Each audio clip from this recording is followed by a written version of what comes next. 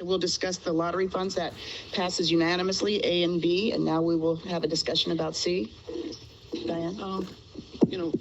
Madam Chair, this is really a point of information. I think one of our speakers did allude to this, and of course I, have expressed, my concerns about how the lottery money is spent, even though I realize that this was a state decision. But, too many people ask me, well, don't y'all get enough money from the lottery? And whenever I try to explain to them that, those funds flow differently and don't come directly to the schools. I think if people take the time to go back and look at the law that we voted on, I think in 2008, that was changed around 2009-10 to allow the state to use lottery funds differently than what it was initially, brought to the general public for. I think that we need to have people in the community ask the question of the county commissioners as well as of state legislature about why some of these funds cannot come to the schools, not be supplanted, not, because they were supposed to be in addition to, as I understood it, and not, to be supplanted for other funds. We're struggling. We have a lot of things that are hitting our budget. We have the charter school funding coming off the top of our budget. We've got schools that are in dire need of repairs, of being fixed up. We keep putting Band-Aids on them. I mean, yes, we did get the $10 million to help us with school security, but that was after having to apply some pressure when we shouldn't have had to, because our school safety should be one of the top priorities, because if our kids don't feel safe, if our staff don't feel safe, that just as a woman said, today, this does impact on the school environment and how kids feel about coming to school and whether they feel safe. So, I just feel that we need to ask people to understand where the lottery money is going, why is it going there, and just as the law was changed to do it the way it's being done now, the law can be changed to suit what we need as our needs. So that's my opinion of it, but I will not be supporting this because I think that the money should come directly to the schools and not be supplanted. Okay, Darlene? While I agree with Ms. Bellamy Small that we could certainly use the money, my recollection is when we went to the county commissioners to ask them to put the last bond on the ballot, we agreed to allow them to take that money to fund the payback on the interest. But I think there's no reason not to have an additional discussion with them about it, but we did agree to that. As I stated, I think when I first came on the board, that even if we're using to pay debt service, we've been paying debt service now for almost 10 years, right? Which means that the debt should be going down, right? Which means that then why can't there be some discussion about there being a portion?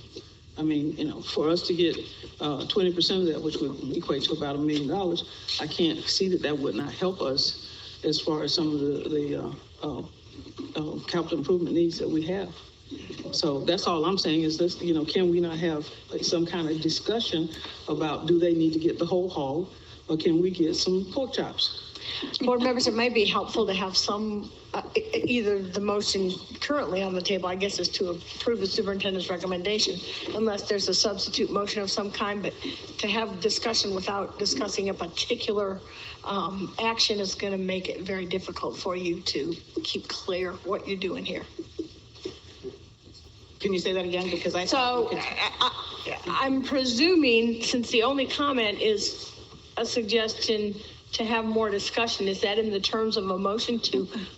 Okay, so we need some kind of motion, unless the motion is implicitly to approve. I'll make a motion to approve the superintendent's recommendation and to begin additional talks with the county commissioners about getting some of that money.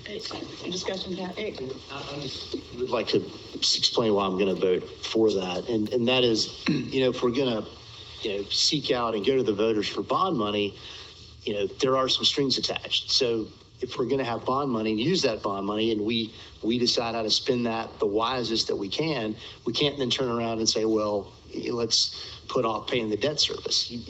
I just don't think you can have it both ways. I mean, I'm happy to entertain discussions, and we can jawbone about lottery money, but there's also some state mandates there. I mean, there's a lot of issues. It's not as simple as the whole hog and pork chops. I mean, it's when we have bond money, that has helped this district in enormous ways. I think we all can agree to that. But anyway, that's why I'll be voting for the amendment item on C. Thank you. Wes and then Linda. Could I pose a question to Ms. Henry? Who is responsible for paying back the bond debt? If the commissioners gave us the $47.50, would we be responsible for paying that? No, the county issued the debt, so the county has the liability to pay the debt back. Has there ever been an arrangement whereby the district did not forward the lottery funds to the county commissioners? Yeah, there were years when we first started getting the lottery funds where we were able to use those for projects in the district.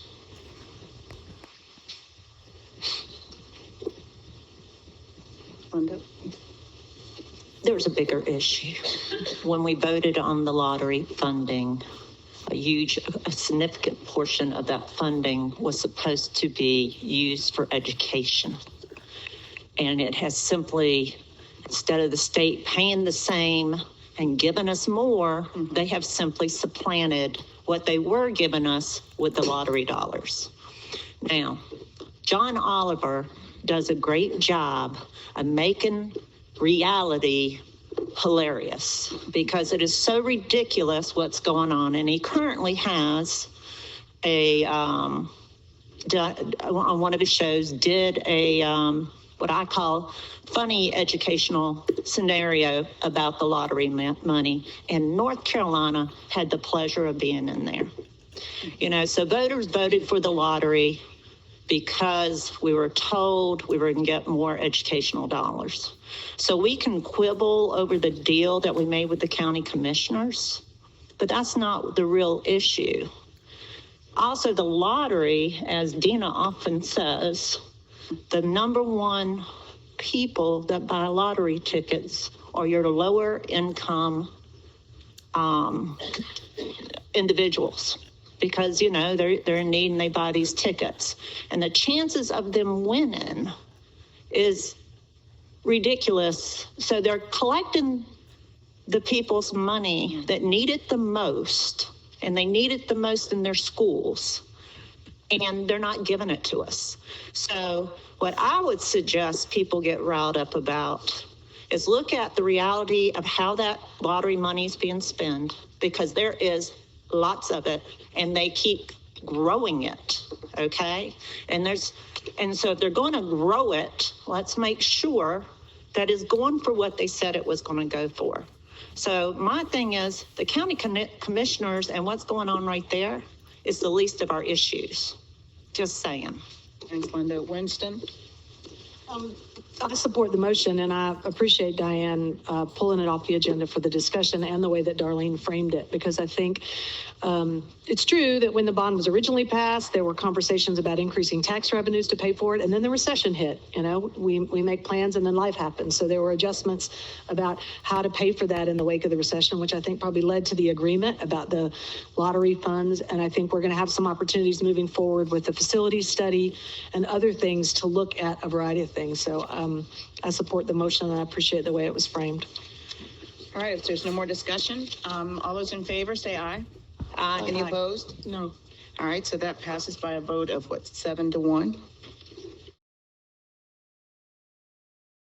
While I agree with Ms.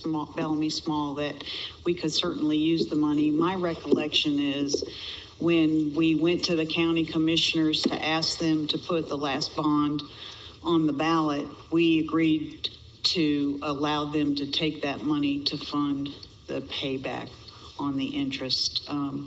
But I think there's no reason not to have an additional discussion with them about it, but we did agree to that. As I